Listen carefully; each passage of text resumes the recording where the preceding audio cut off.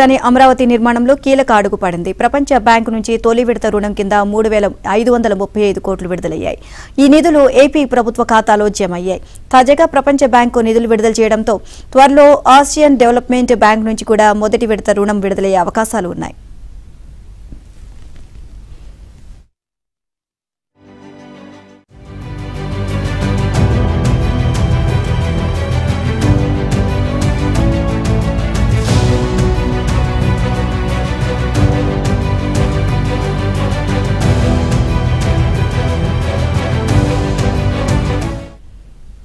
రాజధాని కోసం ప్రపంచ బ్యాంకు 6,700 కోట్లు, ఏడీబీ 6,700 కోట్లు కలిపి మొత్తం 13,600 కోట్లు అప్పుగా ఇస్తున్నాయి.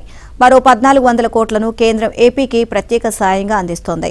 ఈ నిధులను ఏపీ రుణ పరిమితిలో లెక్కించకూడదు అని కేంద్రం నిర్ణయించింది. హడ్కో నుంచి 11,000 కోట్ల రుణ సమీకరణకు ప్రభుత్వం అన్ని ఏర్పాట్లు చేసింది. దానికి సంబంధించి అనుమతి లేఖ కూడా ఏపీకి వచ్చింది. అలాగే జర్మనీకి చెందిన ఆర్థిక సంస్థ నుంచి మరో 5,000 కోట్ల రుణాలు తీసుకునేందుకు ప్రయత్నాలు సాగుతున్నాయి.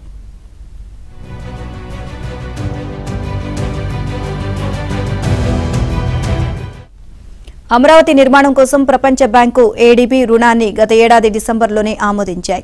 దీనిలో భాగంగా ఈ ఏడాది జనవరిలోనే ప్రపంచ బ్యాంకు నుంచి మొదటి విడత అప్పు విడుదల కావాల్సి ఉంది.